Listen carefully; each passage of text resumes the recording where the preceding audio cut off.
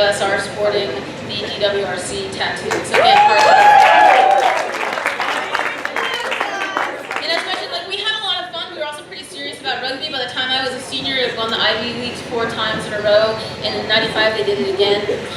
And although, you know, Deb popped in and out as a coach for us during that era, she had a big impact on us. I think that and the sport of rugby.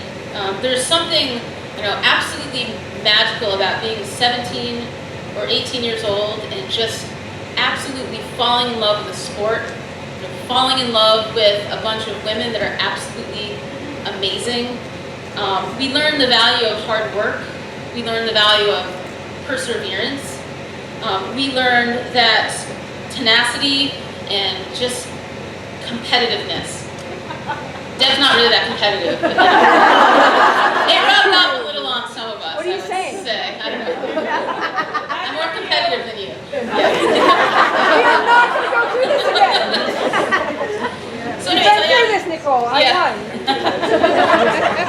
So anyways, you know, I'm really, in essence, you know, really proud of the women of this era and what we've all accomplished.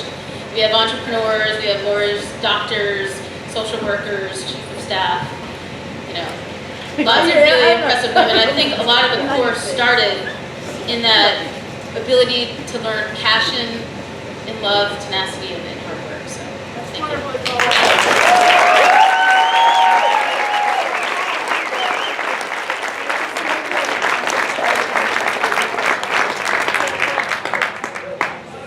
I remember Nicole. I remember the time I met Nicole. Actually, it was at an alumni game, and I tried to tackle her, and I bounced off.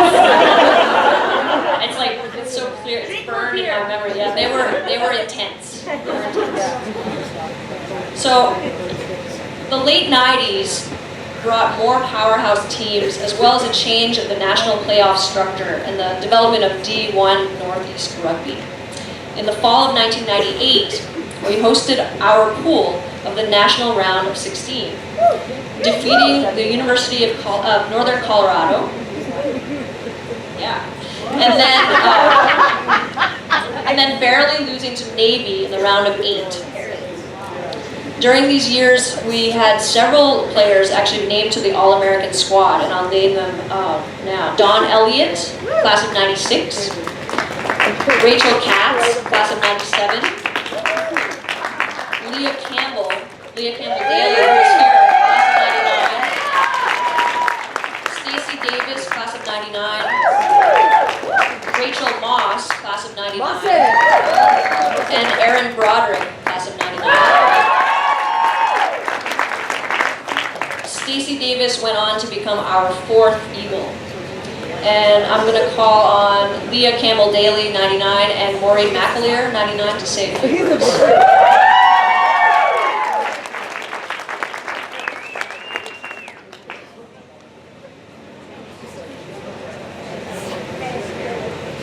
Thank you. So these are tough acts to follow. But Lee and I talked a lot leading up to this weekend, trying to think about what made our little era different. And what we realized was we were really the first group of women that were, or maybe felt like, purely beneficiaries of all the hard work that had been done beforehand. We've heard a lot tonight about the battles and the fights and the struggles, and we didn't face that, we didn't feel that when we were here. Not just because we were clueless.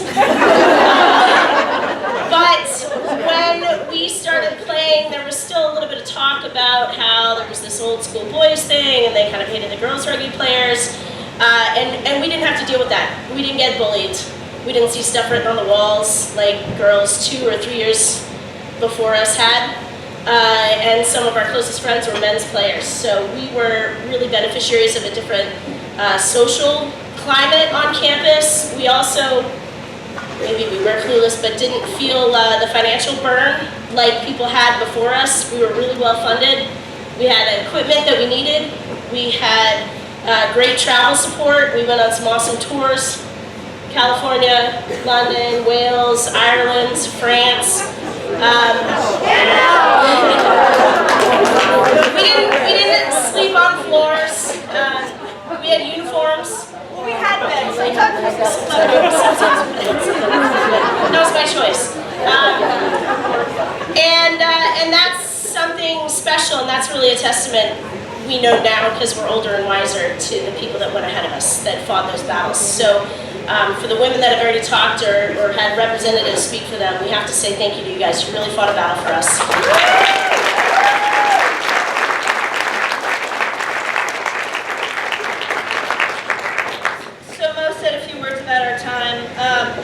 A lot of our time, obviously, we like I think a number of other teams, had so much fun on and off the field. If there's anything that sort of says it all about it, I think that's a big chunk of it for us.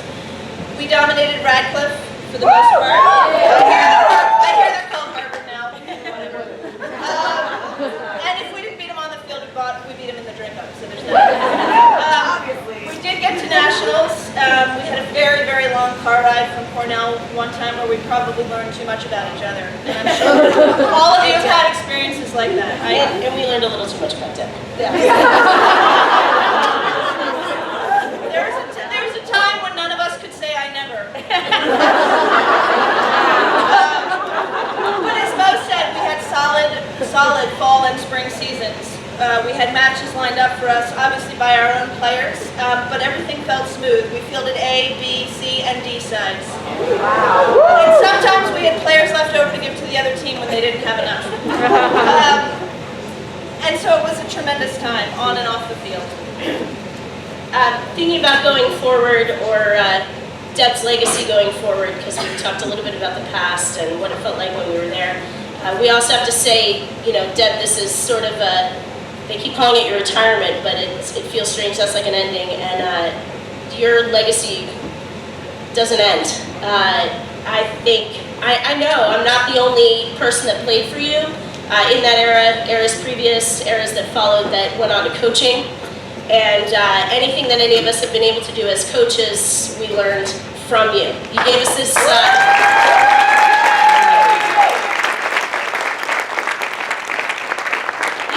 awesome gift of rugby, but you gave it to us and made sure that we understood what it was that we had. And it's been so important to so many of us. I think we've all really made it our mission to pass that on to other people. I've gotten to coach hundreds of athletes, and I've seen them experience their first day of rugby like I did when I was 18 or actually 17 on the pitch with you for the first time, and that's something special, and that's going to continue to go on. That's going to pass on you. You've really got this incredible legacy in the entire country, all across the country, that moves on through the generation. Thank you, Mom.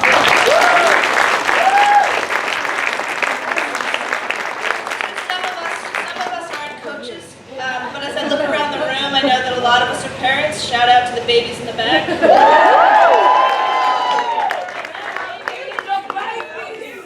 So, I know for those who are parents, we do spend a lot of time thinking about what it is to build good humans, right? And I've had 3 people today say to me that I was scary. So now I'm going to show you the full range of emotion. I've matured a little bit. I'm the fortunate parent of 2 girls. They may never be rugby players, but I hope to God that they have rugby souls. And what I mean by that is that I want to raise women, and I think we all want to raise people who work hard, who give back, who endeavor to lift each other up, always, always, and who know that they're part of something bigger than themselves. And that is stuff that we learned on the field and we learned off the field, and it was made possible in large part by this empire that Deb built. So,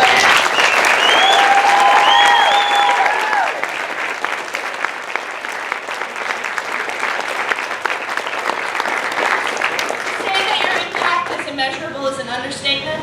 It's undeniable, and as Mo said, it goes on and on and on in ways that you cannot know, and we cannot even know. So thank you from all of the athletes whom you've touched and those that they've touched, and from our children and from all the people you've never met who feel what you've built. Thank you, truly.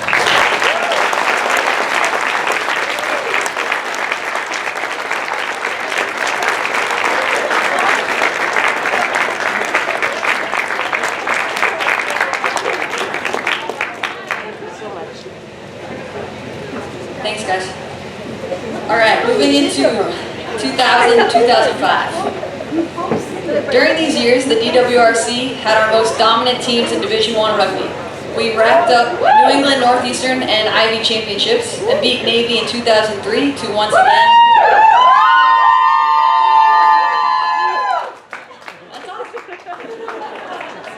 So we beat Navy in 2003 to once again claim an Elite 8 spot.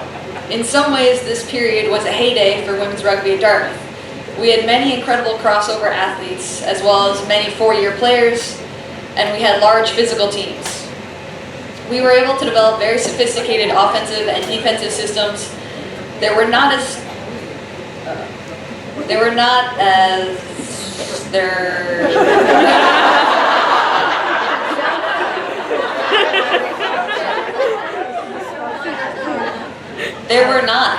there are now. Many club sports for women. Not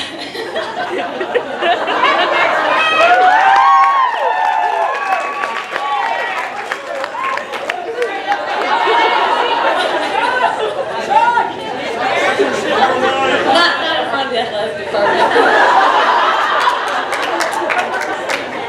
There were not, as there are now, many club sports for women at Dartmouth, and rugby was the most competitive and complete club team for which an athlete might play. Preseason camp also began around this time, and the DWRC's Thanksgiving feast tradition was established. Another Eagle and two-time All-American emerged, Bridget Wakus.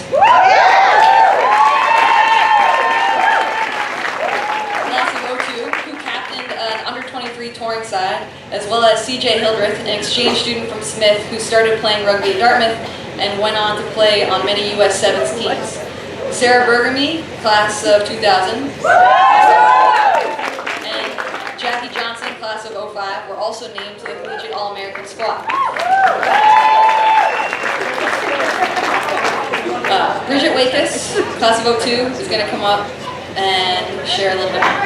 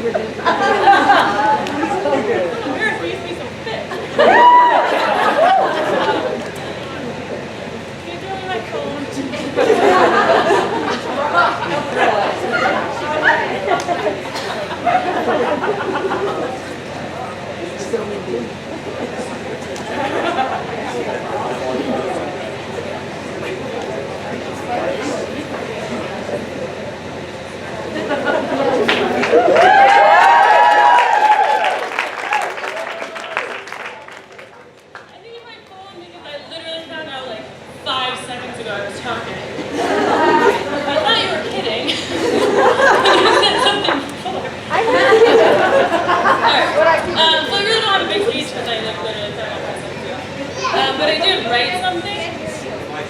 Yeah. I can't really get closer. So anyway.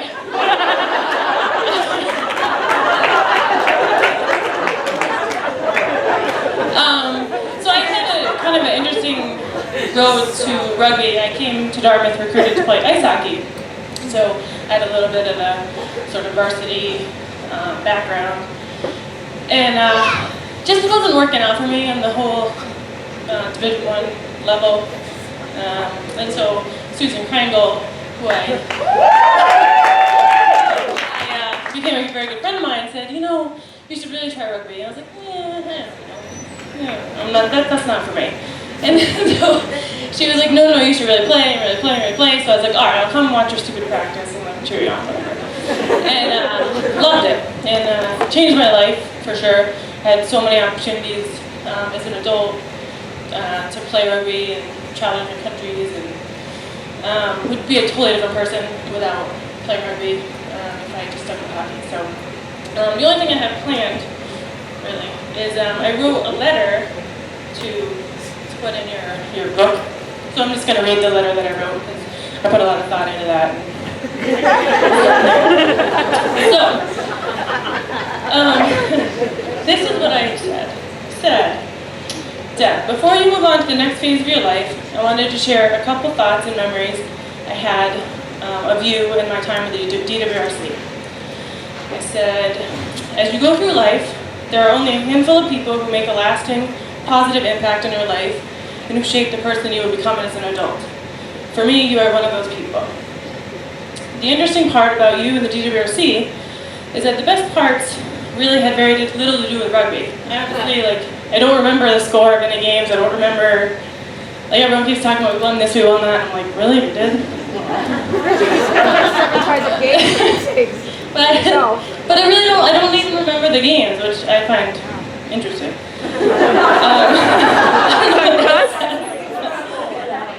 So I said, I honestly couldn't tell you how many games you won or the score of any games you played. Yet all those years playing rugby at Dartmouth were some of the most memorable of my life. The DWRC was about so much more than playing a sport. It was a safe place for young women to explore their sexuality. It taught us how tough and strong we were. It made us proud.